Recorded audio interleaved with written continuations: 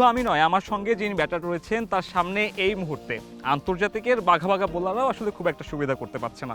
বলছিলাম জানুয়ারি মাসের আইসিসির সেরা ক্রিকেটার শোভানা মুস্তারির কথা, যিনি আমাদের সঙ্গে উপস্থিত হয়েছেন ঈদের এই বিশেষ আয়োজন খেলার দ্বারায়। শোভানা মুস্তারি, আপনাকে ঈদের শুভেচ্ছা। ঈদ মোবারক। একটা ঈদের বিশেষ দিনে আপনাকে আমরা সঙ্গে পেলাম এবং এমন একটা সময় যখন আপনি একটা খুব ভালো সুখবর পেলেন। এই যে আইসিসির মাসসেরা ক্রিকেটার হওয়ার অনুভূতিটা কেমন? আসলে যখন নমিনেশন দিয়েছিল তখন আসলে খুব সারপ্রাইজড হয়েছি আমি যে আসলে নমিনেশনে আসছি। যখন আসলে দেখলাম যে গ্যাবি লুইস আর তারা নরিস আমার সাথে আছে, তো ওখানেও কিন্তু তারা হাইয়েস্ট রানার আর একজন হাইয়েস্ট উইকেট টেকার ছিল, আর আমি সিরিজ হয়েছিলাম টুর্নামেন্টের। তো একটা আশা ছিল যে হয়তোবা আমি প্রথম স্থান পেতে পারি। তো 7 দিন পরে আসলে রেজাল্ট এসেছে যে প্রথম স্থান নিয়েছি। বাসার মানুষের রিয়াকশনটা কেমন? আমার মা বাবা তো খুব খুশি। আসলে আম্মু যে ভোটের অপশনটা ছিল, আসলে তার যে কলিগরা, আশেপাশের মানুষরা সবাইকে আসলে বলছিল যে আমার মেয়ে নমিনেশনে আসছে, প্লিজ ভোট করেন, বা তাদের কলিগ যেখানেই যাচ্ছিল আসলে বলতেছিল। অনেক বেশি ম্যাচুরিটি অনেক কম সময় চলে এসেছে, আপনার ডেবিউটা খুব কম সময় হয়েছিল, সেটা একটা পজিটিভ রোল প্লে করছে কিনা? ডেবিউটা ছোট বয়সে হয়েছিল, আমার মনে হয় ওই টাইমে সেটা পজিটিভ ছিল না। কারণ আসলে অনেক বছর স্ট্রাগল করতে হয়েছে। নর্মালি যদি আপনি এখন দেখেন আমার ক্রিকেট 8 বছরের, তো আসলে ওইভাবে কোনো সাকসেসফুল লাইফ না আমার। তো মনে হয় ম্যাচিউর হওয়ার পরে হয়তো বা ডেবিউ করলে হয়তো বা লাইফটা সাকসেসফুল হইতো। বাট ঠিক আছে, যেটা আসলে আল্লাহ লিখে রাখছে সেটাই হয়েছে। যারা টুকটাক নারী ক্রিকেট ফলো করে তারা আসলে শোভানা মুস্তারিকে একটা লম্বা সময় ধরে চিনে, জি। কিন্তু শোভানা মুস্তারি যে এখনো তার খুব একটা ছোট বয়সের সময় রয়েছেন। আপনি কোন ক্লাসে পড়েন? এখন আমি অনার্স 3rd ইয়ারে। আচ্ছা, আপনার গ্র্যাজুয়েশনও কমপ্লিট হয়নি, এর মধ্যে আপনি অলরেডি একটা বিশ্বকাপ খেলে ফেলেছেন। আমি হচ্ছে 3টা T20 ওয়ার্ল্ড কাপ খেলেছি, 2টা ওডিআই ওয়ার্ল্ড কাপ খেলেছি। কম সময়ে এত কিছু, এত অভিজ্ঞতার পরে আপনার কি মনে হয় যে আপনার সামনে একটা লম্বা পথ রয়েছে যেটাতে আপনি বাংলাদেশ ক্রিকেটকে সার্ভ করতে পারবেন? আমি যখন ছোটবেলায় পারফর্ম করতে পারছিলাম না, যখন আমার 19-20 বছর, তখন আসলে সিনিয়রদের সাথে যখন কথা বলতাম অনেক ডিমোটিভেট হইতাম। তখন সিনিয়ররা আসলে বলতো যে হয়তোবা তোমার এখন এজ না, নর্মালি মানুষ পারফর্ম করে 23-24-এ, তো হয়তোবা এখন আমার 24 এজ, হয়তোবা আমি পারফর্ম করছি। এখনও তো আসলে অনেকে 25-এর পরেও তাদের ক্যারিয়ার শুরু করে। তো আমার কাছে মনে হয় এখনও অনেক বছর আছে, প্রায় 10 বছরের, যে আমি হয়তোবা বাংলাদেশকে রিপ্রেজেন্ট করতে পারবো। রংপুর থেকে আপনার উঠে আসাটা এবং সেখান থেকে উঠে এসে এখন আপনি ন্যাশনাল টিমের একজন তারকা ক্রিকেটার বলা চলে, ছোট্ট বয়সে বিকেএসপিতে চলে আসা, রংপুর থেকে বিকেএসপিতে আসার শুরুটা কিভাবে হয়? রংপুরে নর্মালি হচ্ছে আমার বাবা আমাকে ক্রিকেট গার্ডেনে ভর্তি করায়, পান্থকুঞ্জ ক্রিকেট একাডেমিতে। তো ওখানে প্র্যাকটিস করতাম আসলে। তখন আমি ক্লাস 4-এ পড়ি। 6 মাসের মাথায় হচ্ছে বিকেএসপি যে ট্রায়ালগুলো হয় তৃণমূল পর্যায়ে, তো ওটা নিতে আসে। তো নর্মালি তখন একাডেমিগুলোকে আসলে বলা হয় বিকেএসপি থেকেই যে ট্রায়ালের জন্য। তো আমি আমার স্যারকে, মুন্না স্যারকে জিজ্ঞাসা করি যে স্যার আমিও কি যাব? তখন স্যার বলতেছিল যে তোর যাই তো লাভ নাই, কারণ হচ্ছে যারা ক্লাস 7 পড়ে, নর্মালি ক্লাস হ্যাঁ, 7 হ্যাঁ, এই হ্যাঁ। বিকেএসপিতে নেয়, তো তারা যদি যায় তাহলে তাদেরকে নিতে পারে, তারপরেও তুই যাইতে পারিস, সমস্যা নাই। তো পরের দিন আমি আমার মামার সাথে স্টেডিয়ামে ট্রায়াল হচ্ছিল, তো গেছিলাম তখন ক্লাস 4 এর একটা মেয়ে। ক্লাস 4-এ।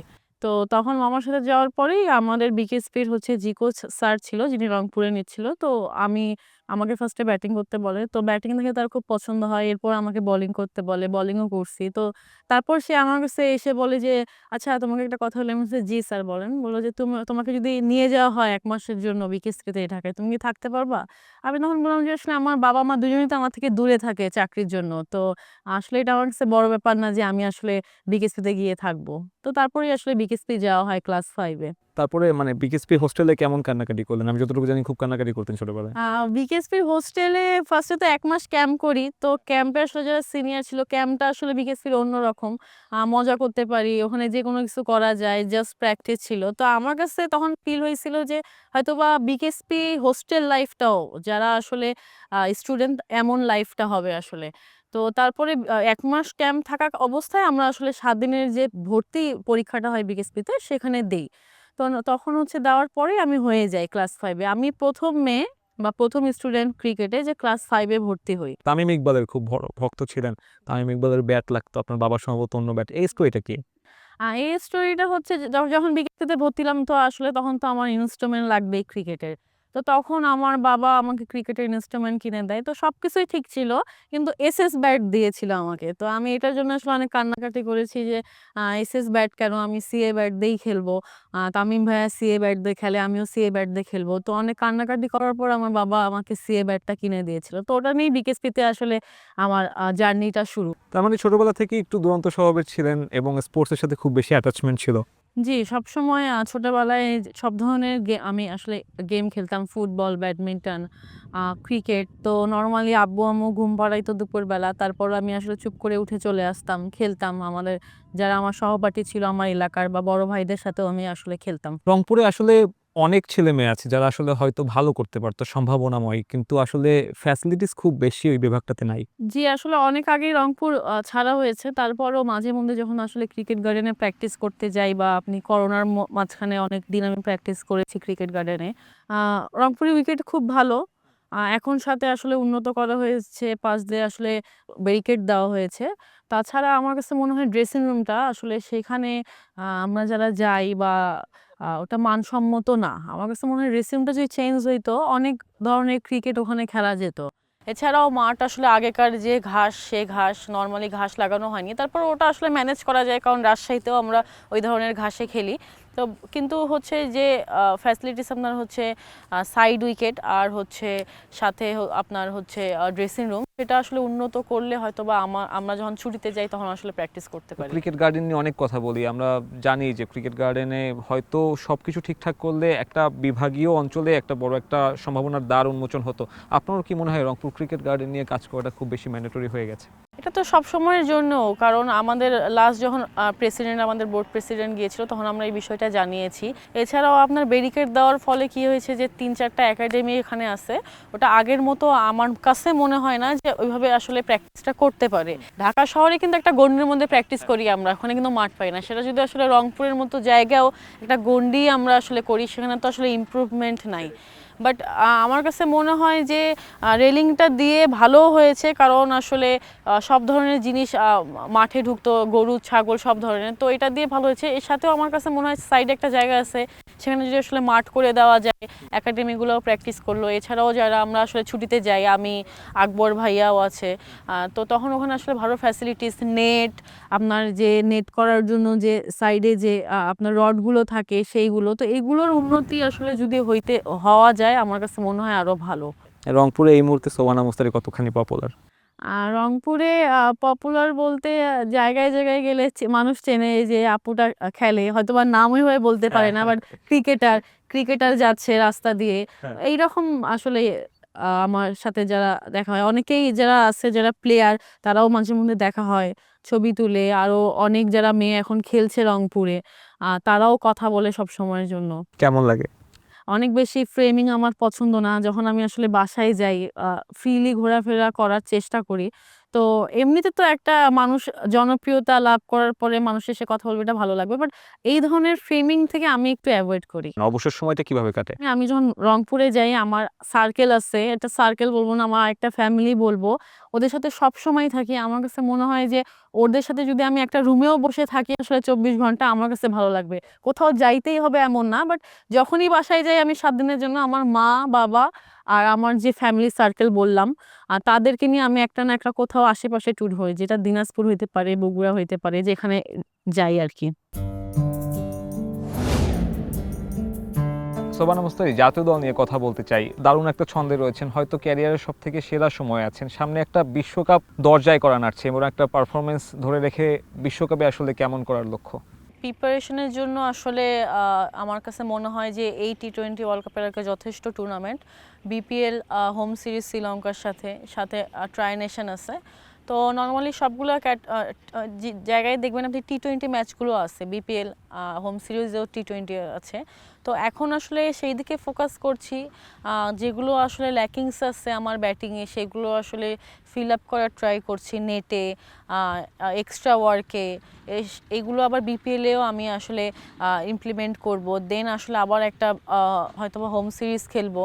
তো আসলে যে টি-20 ম্যাচগুলো আমার কাছে সামনে পাবো সবগুলোতেই আমি নতুন কিছু আসলে ট্রাই করব, যেগুলো আসলে ওয়ার্ল্ড ক্রিকেটে আমার জন্য হেল্প হবে। ক্রিকেটার পার্সপেক্টিভ থেকে একটা বিপিএল, নারীদের বিপিএল কেমন হওয়া উচিত? মেয়েদের ক্রিকেটের ইতিহাস বদলে দিতে পারে, বা আরও যারা ক্রিকেটাররা আছে তারা হয়তোবা এটা দেখে খেলার প্রতি আরও ইচ্ছুক হতে পারে। তো আমার কাছে মনে হয় যে যেহেতু শুরুটা হচ্ছে ভালো মতোই হবে, আশা করছি অ্যাটলিস্ট শুরুটা হোক। আমাদের কথা হচ্ছে অ্যাটলিস্ট শুরুটা হোক, যেহেতু এর আগে অনেক কয়েকবার আসলে হওয়ার কথা ছিল কিন্তু হয়নি, বাট এইবার যেহেতু হচ্ছে বিপিএলটা হোক, হয়তোবা নেক্সট ডে বাই ডে জিনিসটা আরও চেঞ্জ হওয়ার পথে মানে অন্তত থাকবে। মাঠে গড়াক। জি।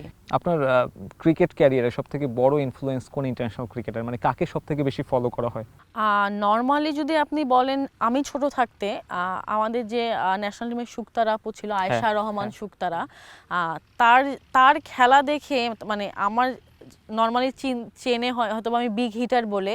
তো বিকেএসপি 4 নম্বর মাঠে আপনি লক্ষ্য করবেন ওই সাইডে 2টা তাল গাছ আছে। তো আমি বাইরে ছিলাম, উনি ব্যাটিং করছিল, সেদিন স্কোয়াডে ছিলাম না 11-এ। তো উনি আমাদের বলারকে 2টা পরপর 6 মেরেছিল ঠিক ওই তাল গাছের ওখানে।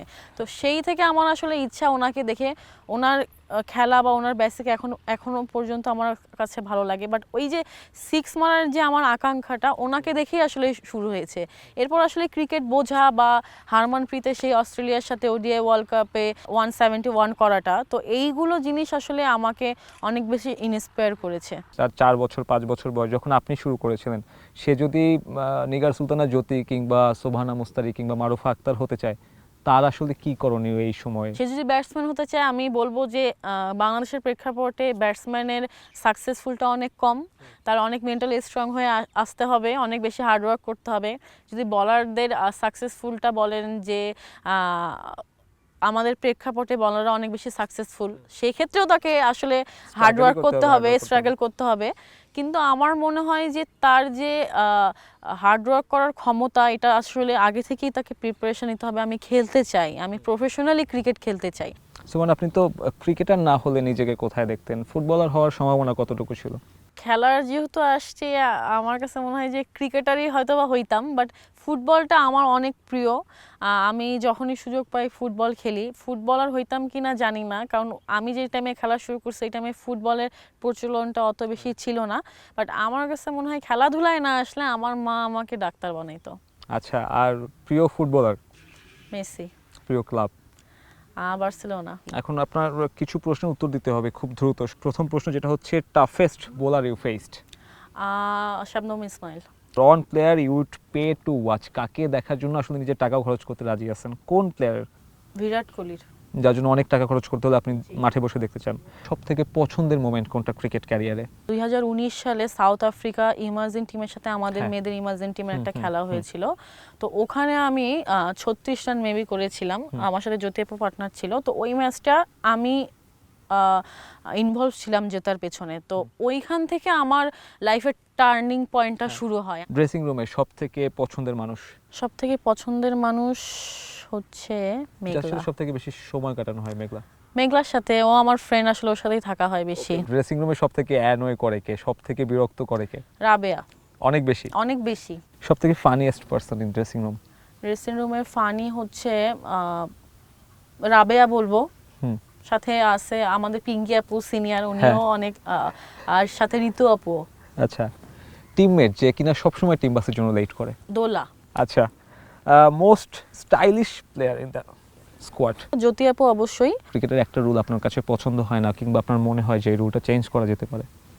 আম্পায়ার্স কল যেটা, সেটা হচ্ছে সবসময় প্রাধান্য দেওয়া হয়। বাট কিছু কিছু ক্ষেত্রে ব্যাটসম্যানের দেখবেন যে আম্পায়ার্স কলে আসলে যেটা শুধু একটু বল টাচ করেছে কিন্তু আম্পায়ার্স কলে গিয়েছে, সেটা হয়তো বা সিম দেখেও হয়তো বা জাজমেন্টে আসা উচিত আসলে, যে সিমের কতটুকু ভেতরে থাকলো এটা অনুযায়ী আম্পায়ার্স কলের পরেও তাকে আউট দেওয়া না দেওয়া। এটা এমসিসি তে অনেক আলোচনা হচ্ছে, হোপফুলি এটা চেঞ্জ হয়ে যাবে। কোনো রীতি বা কুসংস্কার যেটা আপনি খুব পালন করেন? আমি হচ্ছে গ্লাভস চেঞ্জ করি না। আচ্ছা, গ্লাভস চেঞ্জ করলে আমার কাছে মনে হয় যে আমি আউট হয়ে যাব। মানে ম্যাচের মাঝে ম্যাচের গ্লাভস চেঞ্জ, মধ্যেই। অস্ট্রেলিয়ার এগেইনস্টে হাফ সেঞ্চুরি করার পরে হয়তো গ্লাভস চেঞ্জ করাটা সিগন্যাল দিয়েছে। না, আমার একটা ব্রেসলেট ছিল, আচ্ছা, হ্যাঁ, তো ওটা আমার পছন্দের মানুষ আমাকে গিফট করেছে, তো হ্যাঁ। ওটা আমি আসলে শো করছিলাম। এটা আমি যখন ও, ইংল্যান্ডের আচ্ছা। সাথেও হচ্ছে হ্যাঁ, তখনও আমি করেছি, কিন্তু আচ্ছা। সবথেকে মজার ব্যাপার হচ্ছে ড্রেসিং রুমে যারা ছিল ওরাও ভাবছে তারাও যে ভাবছে গ্লাভস যে চেঞ্জ, আমি হয়তো বা গ্লাভস আমিও চেঞ্জ সেটাই করছি। ভাবছি যে গ্লাভস। আর অস্ট্রেলিয়ার ক্ষেত্রে এটা কেন হয়েছে, আমি নর্মালি ওই ব্রেসলেটটা ডান হাতে পরি, তো আচ্ছা। সেদিন কোনো না কোনো কারণে ওটা চেঞ্জ হয়ে আমার হ্যাঁ। বাম হাতে আমি পরেছিলাম।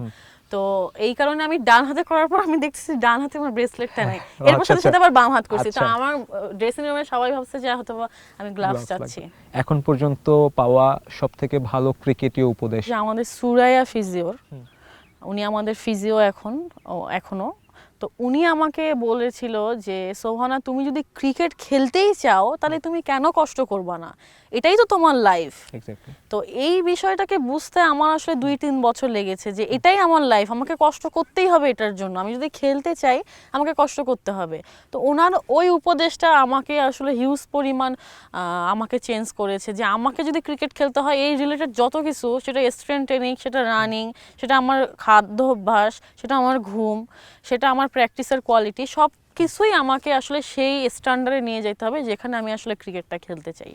সুবহানা, আপনার একটা চাকরিজীবী আব্বু আম্মু, তার মাঝখান থেকে বেড়ে ওঠা, তারপর সেখান থেকে ক্রিকেট, 24 বছর বয়স, অনেক কিছু দেখে ফেলেছেন, খেলে ফেলেছেন, নিজের ক্যারিয়ারটাকে শেষ পর্যন্ত কোথায় দেখতে চান? আমি ক্রিকেট শেষ করার পরে যেন মানুষ বলতে পারে যে না, এটা সোহানা মোস্তারি, ওর অনেক অবদান আছে বাংলাদেশ ক্রিকেটে। যেমন এখন সালমা আপুকে আপনি দেখলেই বলবেন যে আমাদের এশিয়া কাপ জয়ের জন্য ওনার অবদান আছে, রোমান আপুকে দেখলেই এটা আপনি বলবেন। এইরকম আসলে কিছু আমি গোল সেট করতে চাই, যেটা আসলে ক্রিকেট ছাড়ার পরে মানুষ বলে। ক্রিকেট পরবর্তী ক্যারিয়ারে কি করতে চান? ক্রিকেটের সাথেই কি থাকা হবে?